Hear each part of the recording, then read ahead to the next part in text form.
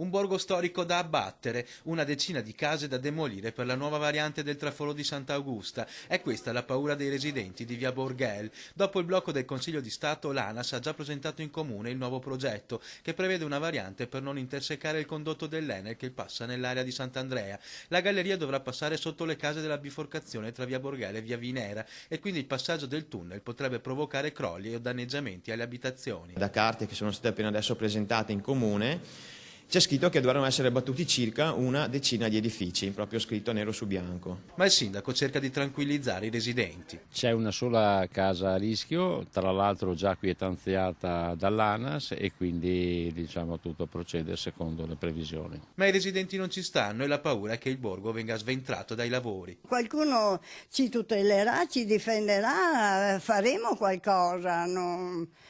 Ma abbattere un borgo così è da folli, insomma, non sta né in cielo né in terra una cosa del genere. Il comitato intanto è sul piede di guerra, la battaglia è tutt'altro che conclusa. Ora gli attivisti impugneranno davanti alla magistratura la presentazione del vincolo preordinato all'esproprio. Riteniamo infatti che il tutto sia illegittimo perché viola alcune leggi, soprattutto la legge regionale, che vieta di riproporre un vincolo su una stessa zona per più di una volta. Questa sarebbe almeno la quarta a partire dal 95. Un vincolo che da anni non permette ai proprietari di svolgere dei lavori nelle loro abitazioni. In effetti io ho più di un esproprio,